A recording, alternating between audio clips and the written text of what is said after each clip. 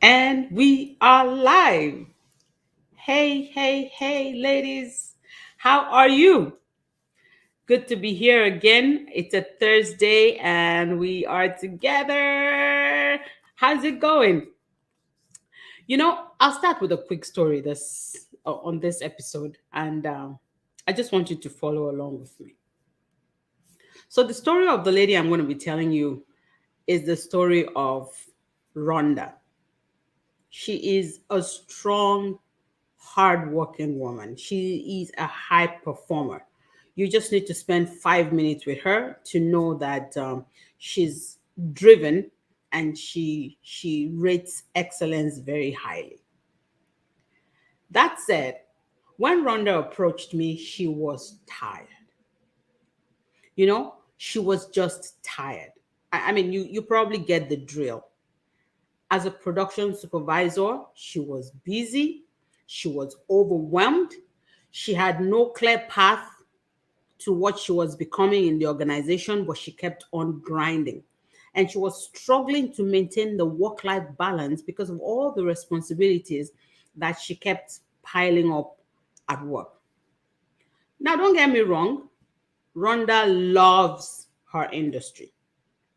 She loves this industry, and she knows that deep down inside her, um, if she if she got the opportunity, she could make some very effective changes. But she also recognized that if she did not do something drastic, chances are that she would spin her wheels for the next couple of years, but always never have enough money.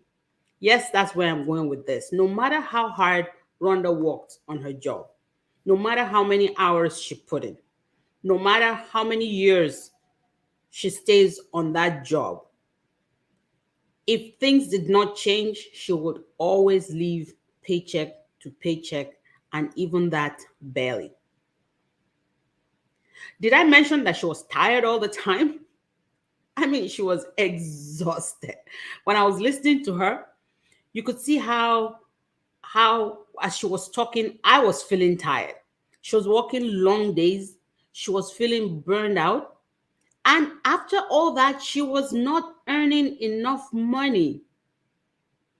She was working so hard. Sometimes she was telling me she would skip her lunch break, just to keep things going because she didn't want anything to drop, or there had been like a breakdown, or one staffer was not available, or so one thing or the other. And she was sacrificing so much. Hey, hey, hey.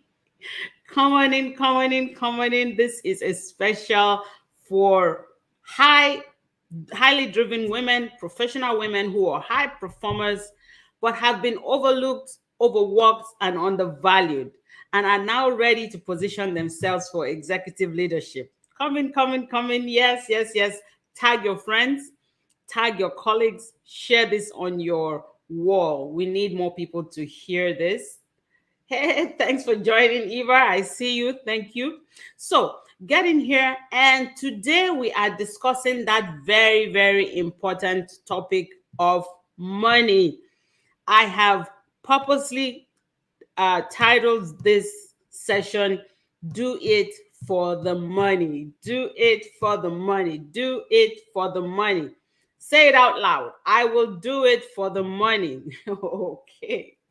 So if you're meeting me for the first time and you're wondering who is this, I am Dr. Sade. I'm a certified leadership coach and I am a high performance strategist. I help women who are in corporate professions ditch the overwhelm and get recognized for the value they actually can bring to the decision making table. Okay, so is anyone already feeling like a Rhonda right now? Leave something for me in the comment. Tell me your name and where you are watching me from. Do you feel like a Rhonda right now? Just with a different name and a different work title, right? I'm Rhonda, but just my name is different and my job title is different. If you're joining me live, drop me an emoji and let me know. And if you are watching the replay, hashtag replay and let me know where you're watching from as well. I like to know where you're joining me from. Also, this helps me know you can hear me. Technology plays tricks on us all the time. And I think I set it up right, but I just like to know. I like someone to let me know. Yes, we hear you. So go ahead and share this video. Somebody else needs to hear that they should do it for the money. Somebody else in your network needs to have this information. Somebody on your page will appreciate this share. So go ahead and share this video so that other people can see it. Before I dive right in to why you should do it for the money, I know some of you are here and just curious why for the money. You've been told all your life, don't do anything for money, do things because they make your heart sing, do things because you love it. Yes, yes, yes, all those are true. And if you followed me, all those are things that I teach myself. Today, I'm here to do a disruptor. I want you to do it for the money. And here are some quick stats before I get into it. As at 2018, only 6% of women in the United States had a six-figure salary. Yes. 6% of women in the United States, developed world, not where they're struggling to recognize women, quote unquote, have a six-figure salary. Now, when you take that in, I don't know what it says to you, but what I hear is that 94% of women living in the United States will never crack the six-figure ceiling. It is it's a steel glass ceiling over their heads, and 94% of hardworking, driven, highly qualified women in their rights will never earn six figures, let alone seven. Just leave that alone. Don't mind the fact that when you go to university campuses, there are arguably more women in the classroom than the men. That said, 94% of women will never earn six figures. I just want that to sink in. Now, worldwide, 89% of all billionaires are men in all the world. Doesn't matter how they made the money, whether they were born into it, whether they inherited it, whether they worked for it. 89% of all billionaires are men. Only 11% are women. And I won't even go into the statistics of how many of them inherited it. Doesn't matter how they got it. You're a billionaire, 89% are men. Why? Now, if this next one does not make you sick to your stomach, I don't know what flows in your veins. This next stat I'm about to give you. Hey, hey, hey, thanks for joining. Yes, yes, yes, I see you. If this next stat does not make you sick to your stomach, I don't even know what flows in your veins. Here is it.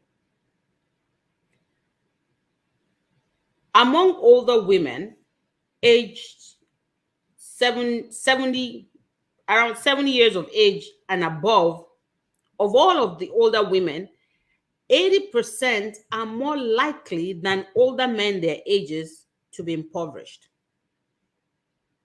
Yeah. 80% of women 70 and above are more likely to be impoverished. It means that the majority of women work all their lives, do their best for all their lives, and they are retiring poor. They're not just retiring poor, they are struggling in retirement, having worked all their lives. I just want you to catch that, because in my mind, I went, what? It is absolutely horrifying. And I just said, women need to hear this. Professional women need to hear this. Nobody wants to work 35 years of their lives or till the age of 65, whichever one your government works with, only to retire poor and struggle in retirement. But that is the reality. The ones that are finding it a little easier, the men find it a little bit easier, having earned a little more while they were working. Now, listen, most of the time when we're asked, why we want to become executives in an organization, in an industry, or in our businesses. We find the need to sound noble, and that's fine. We want to create impact. We want to develop new skills. We want to help other people grow, all the good stuff. And that is great. And I teach you that too. There is nothing wrong with that. Do not get me wrong. Money cannot be the sole purpose of why you want to be a leader, but you are likely to succeed if you are motivated to become financially free as well. Okay? It cannot be your only motivation, because it will keep you narrow-minded and you'll be so myopic, you'll be giving your barest minimum, and you'll never become that dynamic leader that you dream of becoming. You might make the money, but then every other thing that makes leadership powerful, every other thing that embodies leadership, that makes it so desirable and so admirable, will be missing. Okay? That said, money should be a powerful motivation as a reason why you want to ascend to executive leadership. Think about this for a minute. Forbes reported that the average CEO pay is 361 times the pay of the average worker. Okay, I'm going to take it again slowly. The pay of the average CEO is 361 times that of the average pay of a worker. So, get up now, take a piece of paper, take a pen, take a calculator, whatever you need, but don't do it in your head. I need you to have a calculator. Grab your phone. Most of us have phones around us, and our phones have calculators. Do this while I welcome Evelyn. Thank you for joining. I see you. I am so glad you are here. Drop your comments for me. Drop your views for me. Today, we are talking about doing it for the money. I'm just giving you a moment to grab your pen and paper or your calculator, because you're going to do some math for me and I don't want you to do it in your head. You need a piece of paper because I want you to write the figures down. Now, you're back. Multiply whatever it is you're earning today by 361. You can do it per annum, you can do it per hour, whatever works for you. So whatever your earnings right now, multiply it by 361. And when you're done that, write that figure down. And I want it to sit with you a little bit. Just look at that figure. It's an actual number and it is in money value. Let it sit with you a bit. And then, just because I am super conservative and I know that women are very modest, I'm going to ask you to do a second calculation. This one is a very, very conservative computation. So I want you to take that same figure of what you're earning right now, what you're earning currently, and multiply it by 2. Just 100% increase. Just double. Okay? And write that down right beside the 361 multiplication. There's a reason I want you to picture both numbers. And I'm trying to help your mind here. Because if you cannot fathom 365 times increase in pay, your imagination cannot deal with it, that's fine. I want to start you on a level that you can probably work with. You can most likely agree with me that the top executives in your organization are earning at least twice what you're earning, right? That's at least, right? Can you see where I'm going with this? So let's take it that they're just earning twice what you're earning. And if you were to rise to executive leadership, you'll be earning just twice what you're earning. So even though I teach all the time that money is not the main driver for becoming a leader, it should not be. Again, it will not sustain the momentum if that's the only driver. But it is an incredible motivator, because when you are more financially stable, you can think, you are more productive, you are a more useful a member of the society. You are a more useful member of your family. You are a more useful member of your community in general. You have more impact. All those things that you're trying to achieve through influence, money will facilitate faster because you already have the intentions and now you have the means. Do you know how many things, how many good things you would be doing if you had the money? How many people you look at and you wish you could help, but you haven't even taken care of your own basic needs? So I want you to just take a minute and think of what you can do with your current income times 361. Okay. What you can do with your current income times two. Just double it. What can you do with it? I want you to don't skip this, but purposely stip, let it stip, let it sit with you a bit. Just think about the things you can do. Think about the people you can help. Think about what it would do to your personal financial life, to your personal life. How much more productive can you be? How many more things can you do that will move you even to being a better person? Now, if you think about those amounts and what they can possibly do for you, suddenly all your noble aspirations seem possible, right?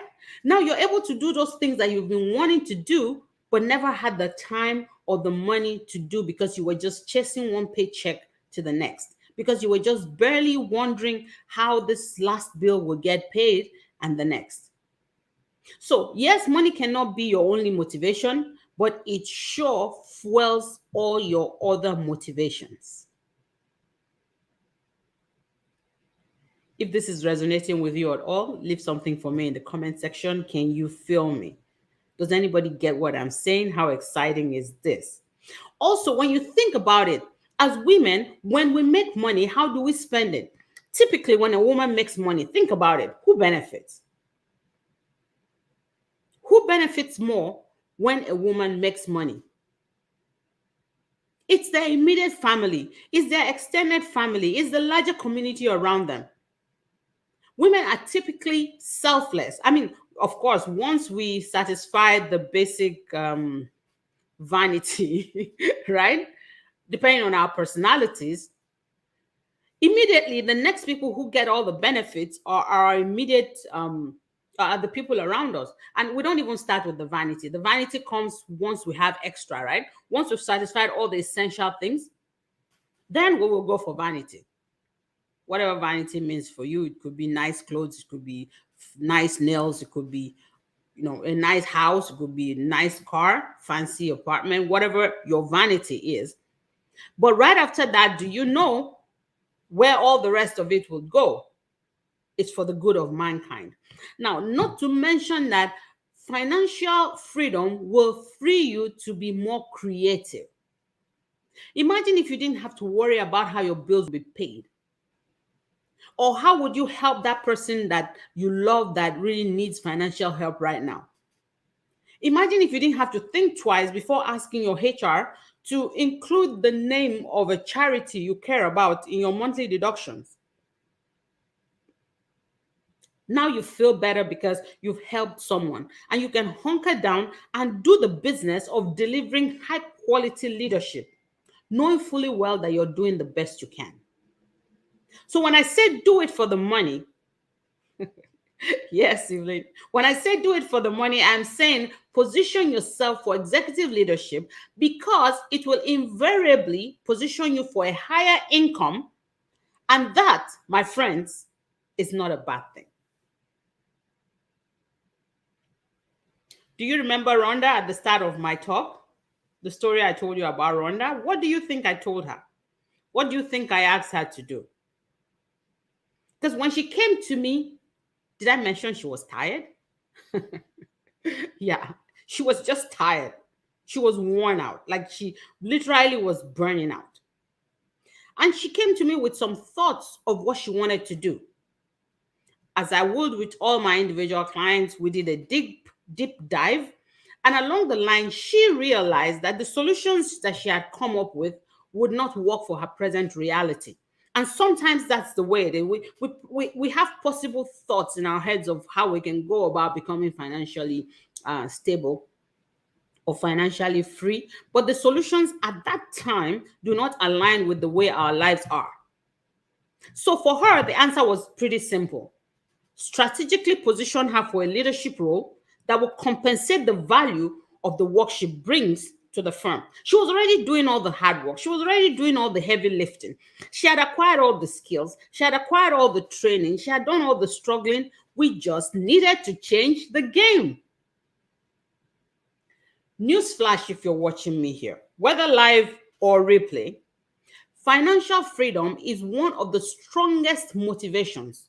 If you like, one of the strongest reasons why you should aspire to become a leader. Why you should aspire to executive leadership. Remember that you are qualified.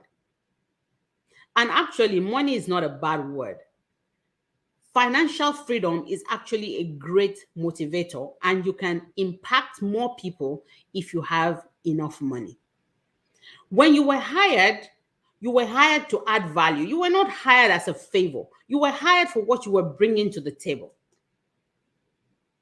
And I need a lot more women to understand this, that when you're hired, you are not hired as a favor to you. You are hired for what the organization knew you could bring.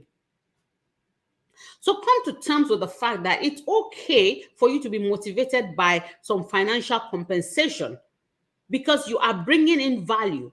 They hired you to add value to them. There is no harm in expecting them to give you value back. Okay? It will subsequently impact your immediate and extended life. Do you want to guess how many opportunities women have missed because they could not afford something as basic as quality daycare? Come on, somebody drop something in the comment section for me. Can you relate to that? Does that resonate with you at all? Do you know any woman who missed an opportunity of a lifetime because there was no proper daycare to mind her children?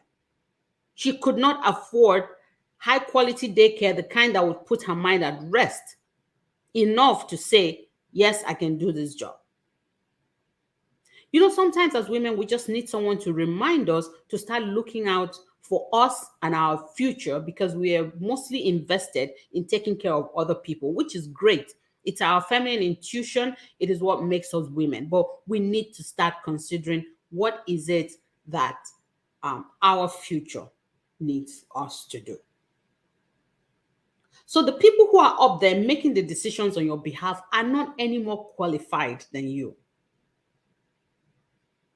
Come on, all the people to whom Rhonda was reporting were no more skilled than her. She was running the show. She was the one with the know-how. She was the one hands-on who knew what was happening. She was a supervisor on the floor. The people in the offices do not know more than her. They're not more skilled. They're not more qualified. This was a highly educated woman, just facing barriers, as most women do, right? And you know what? I've been saying this for some time now. And if you've been following me, you know that as a woman, there is no better time to position yourself for leadership than right now. The world is listening, and we should not miss this opportunity because time is finite. Think about it. You have 35 years to work in the corporate sector, if even, right? Assuming you're starting afresh. A lot of us are not starting afresh. So remove however many years is left in your ability to serve. Either 35 years, most countries is 35 years of service, or 65 years of age, or 67 years of age. So subtract that from what is your current age. You don't have time to waste. Yeah, somebody had to tell you. You really don't have time to waste. So if you're tired of being tired, if you know that no matter how much you work hard in your current position, no matter how much you save in your current earnings, no matter how many more hours you put in your current situation, you will never get out of the trenches of the current financial struggles you're in. The bigger problem is, one, you're not getting out of the financial struggle right now. When you retire, it's not going to be better, because your retirement is based on whatever your current earnings are. Is somebody following me? Plus whatever you've been able to save.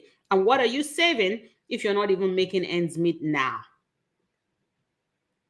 I had a focus group meeting where women sat down to discuss, and we did some math, some calculation. I'm a researcher, so sometimes that kicks in. So the scientist and the researcher in me kicked in, and we did a lot of computations that day. And with all the figures, we were able to figure out that even if things went in the best scenario according to how the organizations were positioning them for, they still will not uh, be making anything reasonable by the time they retire. They will not at least be living the kind of life they desired to live. And we all knew it was time for change. If that is you, you need to book a call with me today. I will leave a scheduling link in the description box or in the comment section, depending on where you're watching me from. I'm going to be discussing with you a strategy, a personalized roadmap for yourself. Our initial meeting is just to help you come up with a roadmap and see if it's a good fit for us to work together. If it's not, you take your roadmap, you be on your merry way. I'm glad to be able to serve you in that way. If we're a good fit and you want to discuss further on how we can work together, I will be honored to work on this journey with you. Leave something again for me in the comment section. Let me know what value you picked from this session today. You know I'm rooting for you. I can hardly wait to see you next week. Take care.